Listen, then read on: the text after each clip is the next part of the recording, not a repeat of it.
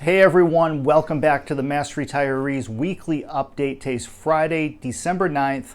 I'm Sean Duhamel. Thank you so much for joining with us and tuning in again this week. Now, the bulk of this week's update is going to focus on an update for everyone in terms of the Social Security windfall elimination provision and what's happening in Washington, D.C.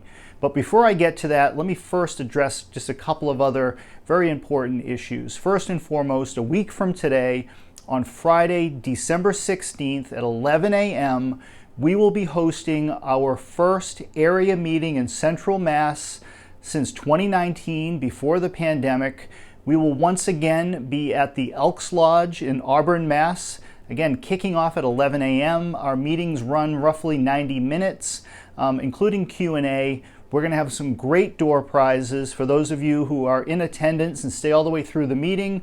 We're going to draw names out of a hat at the end of the meeting, like we have traditionally done. We've got some great door prizes to share with all of you. We will also be focusing next Friday's meeting very heavily on what's happening with the State Group Insurance Commission. As a matter of fact, our meeting next Friday will take place just one day after the GIC meets on Thursday, and they are expected, and we're anticipating an announcement coming forward next Thursday on who the GIC's pharmaceutical benefits manager or managers may be for the coming fiscal year. You know that back in October, the GIC announced which health insurance companies they will be contracting with going forward. The December meeting, again, it's expected that the GIC will be making the announcement on the pharmaceutical side of things. And then in January, we'll begin to see what plan design is going to look like before those decisions are finalized in February. And then in early March, the premium contribution rates will be set for FY24. And don't forget, on Friday, January 20th at 1 p.m., we will be hosting a virtual teletown hall event featuring the GIC. GIC Executive Director Matt Vino and his team will be our guests. They will walk through the specifics of what they are recommending for plan design and the overall benefit structure for the coming fiscal year. And most importantly, they will be taking your questions, your feedback, hearing your comments and your concerns and so forth, so they can go back to the commission for the February meeting with a more informed opinion as to the course of action. So there's going to be a lot happening over the next 2 or 3 months. So keep an eye on this channel, on our newsletter, which, by the way, is at the printers right now. The January newsletter will be on its way to you early this coming week. And again, it is chock full of the latest news and information. The other thing I want to mention just very quickly, and this is on, we received some sad news this week. Our dear friend, our association member, longtime ally and fellow advocate, Bobby McCarthy, who is a retired fire captain from the town of Watertown. Bobby also served on the Blue Cross Blue Shield Board of Directors. Bobby was a commissioner of the Public Employee Retirement Administration Commission, known as PERAC. He also served for 24 years as the president of the Professional Firefighters of Massachusetts. Now, Bobby is one of a handful of people who I was introduced very early in my career here at Mass Retirees back in 1994 when I was just 24 years old, very wet behind the ears, and I distinctly remember Ralph White bringing me over to the PFFM offices, which were on Bowden Street at the time, and introducing me to Bobby and Kenny Donnelly, who shared adjoining offices, which was basically a condo that the PFFM was working on right across the street from the State House on Bowden Street. And I just remember Bobby standing up, and for those of you who knew Bobby, you know he was a larger-than-life person with a great booming voice, and here I am, this 24-year-old kid who looked like I was fresh out of high school, and being very intimidated at that point in time. But I grew to really love and understand Bobby's commitment to public service, to representing all public retirees and all public employees, regardless of your profession or where you worked.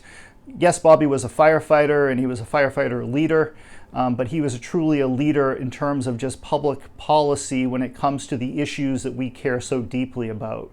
So our condolences go out to the McCarthy family, who have a very deep-rooted tradition in terms of public service. Bobby, you will certainly be missed, and thank you so much for your contributions over your career and in retirement towards bettering the lives of all of our public employees. Now, in terms of Social Security, I first want to thank everyone who over the past week or so has taken the time and the initiative to either call or email, and in some cases even go to see your local member of Congress, as well as the 2 U.S. senators who represent the state in which you live in, whether it be here in Massachusetts or somewhere else around the country. All of us have a local member of Congress who represents us, as well as the 2 U.S. senators who represent our states as a whole. And we know that thousands of Massachusetts public retirees, just over the past week, have answered our call and Frank Valeri's call last Thursday for us to make one final push for 2022 to try to get a deal done that would see the reform of the windfall elimination provision, the so-called WEP, or double dipping law as some people call it. And you will very rarely hear me use that term or see that term written in any of our Mass Retirees publications, because we believe it's very demeaning, it's very misleading. But some retirees look and call it the double dipping law. That's why I'm mentioning it now. But again, I hate that term. But you have answered the call, just like retirees all across the country. Over the past week, we have flooded congressional phone lines as well as the email systems, and it's my understanding that earlier this week that actually led to some problems on Capitol Hill with the technology that powers these systems. Now, not that we were looking to shut down Congress's phones or their email system, but the fact that so many of you at the same time were calling and writing and reaching out, that does not go unnoticed, and it is making a difference. And we're going to put every single effort that we can forward over the coming few weeks to try to get this over this final hurdle. And it will be because of the work that you have all done and the work that our colleagues have done around the country to keep this issue front and center before Congress, trying to find a reasonable compromise in which we can bring real meaningful relief to those of you who are being wrongly and unfairly harmed by the windfall elimination provision. Now, I want to specifically mention some of our colleagues here in Massachusetts who have, just like all of you, gone the extra mile in terms of trying to help us and work together to get something done. And one of those groups are our friends and our colleagues at the Retired Educators Association of Massachusetts, otherwise known as REAM. No sooner had Frank Valeri's email to all of you gone out last week than officials from REAM reached out directly to me, and with a simple question of, we're all in this together, what can we do to help? We want to work with you, we want to share information, we want to coordinate our efforts. What can we do to help? And we jumped right on a call together. They have been very active on this issue, not just now, but over a long period of time. We work closely together on a wide variety of public retiree issues.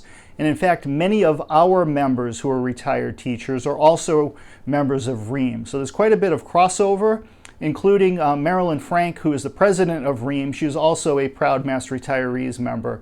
And we are very, very happy to be able to work together on these issues. We don't have all of the answers ourselves, and we cannot solve these problems by ourselves. It really takes a concerted coalition approach, a team effort, if you will, to try to get this over the hump. So we are making progress. From what we understand, Congressman Neal and Congressman Brady continue to speak and negotiate with one another. A deal, as far as we know, in terms of the time of this recording, a deal has not yet been made, but they continue to talk and negotiate. And as long as people are still willing to negotiate with each other in good faith, there's always hope of a deal getting done. Now, to that end, Frank Valeri and I are going to Washington, traveling to Washington this coming week. We will be there on Wednesday morning. We are taking part in a special press event on the steps of the Capitol on Wednesday morning to make a final public push in 2022 with the hope of encouraging and keeping Congressman Brady and Congressman Neal at the table, with the hope of finding a compromise that can deliver WEP reform, not just through the House of Representatives, but also through the U.S. Senate and onto President Biden's desk by the end of this year, so the president can sign it into law. In the near future, our 2 million public retirees across the country who are right now unfairly harmed by the windfall elimination provision, if we're successful, then these retirees would receive some relief on a monthly basis, and the law would be reformed and hopefully fixed for future generations of retirees. Now, I need to also point out once again, because we continue to get questions and comments and just inquiries as to why there are different groups supporting public retirees but focused on different pieces of legislation. Excuse me. And what I'm referring to is what is known as H.R. 82, which is legislation that's now before the House of Representatives. We speak about H.R. 82 on the front page of our November newsletter. And H.R. 82 would fully repeal the windfall elimination provision and the government pension offset. And while it is mass retirees' long-standing and ultimate goal to fully repeal both the WEP and the government pension offset, we do not believe that that is a realistic possibility now or any time in the foreseeable future. We do not have the national support necessary, nor the votes in the United States Senate to pass such a bill into law. It is simply not going to happen under the current set of circumstances. One of the hurdles in place is the fact that we do not have support from the Republican leadership in Congress in either the House or the Senate to pass a full repeal of WEP and GPO. The support is just not there. The Republican leadership also does not support any type of reform or changes being made to the government pension offset, the so-called GPO, which applies to spousal Social Security benefits. And the reasons why they're not supporting those types of initiatives are largely ideological. They don't believe in it. They don't think that it is appropriate to repeal these laws, and it is not something that we're likely to be able to overcome in the foreseeable future. Now, that being said, and we've explained all of this many times in the past, leadership on both the Republican as well as the Democratic side agree that the windfall elimination provision as it is currently structured is unfair and should be changed.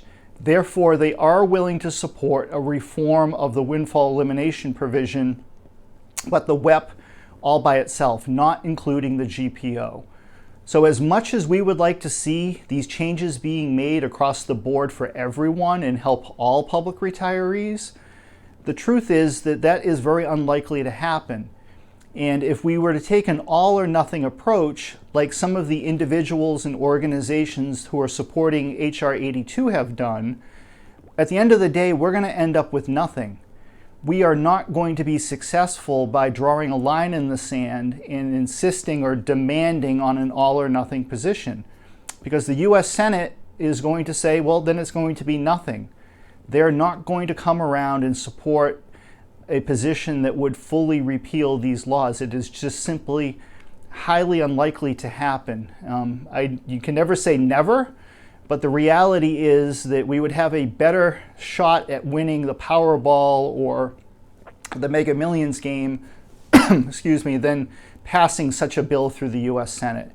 So that where that leaves us is that we are focused here at Mass Retirees, and some of our colleagues around the country, like the Texas Retired Teachers, for instance, on cutting the best possible deal that we can in the time that we have left to provide some relief to our members. Something is going to be better than nothing. Now, next year in 2023 will be the 40th anniversary of the passage of the Social Security Reform Act, all the way back in 1983. That law created the WEP and the GPO. for the past 39 years, this has been an active issue on Capitol Hill, which has never been resolved, unfortunately. We are close now to finally being able to resolve this, but by dividing public retirees and public retiree groups and insisting on an all or nothing position is just creating one more unnecessary hurdle for everyone to have to overcome in order to provide some relief. Now, we believe that full relief and full repeal is possible down the road, but through a wider, larger reform of the overall Social Security system. We believe that that's most likely the only way such a piece of legislation is going to be able to pass through Congress as part of a wider bill. So for now, we're going to focus on doing everything we can to get this deal done and provide relief to our members. We are holding out hope, and we're going to leave no stone unturned to try to accomplish that goal on your behalf. But in the meantime, continue to keep the pressure on, keep watching this channel. We'll be back to you again next week with a full update of all of the recent news. But again, thank you so much for your support. Thank you for your dedication. And we'll be talking to you again very soon. Bye-bye, everybody.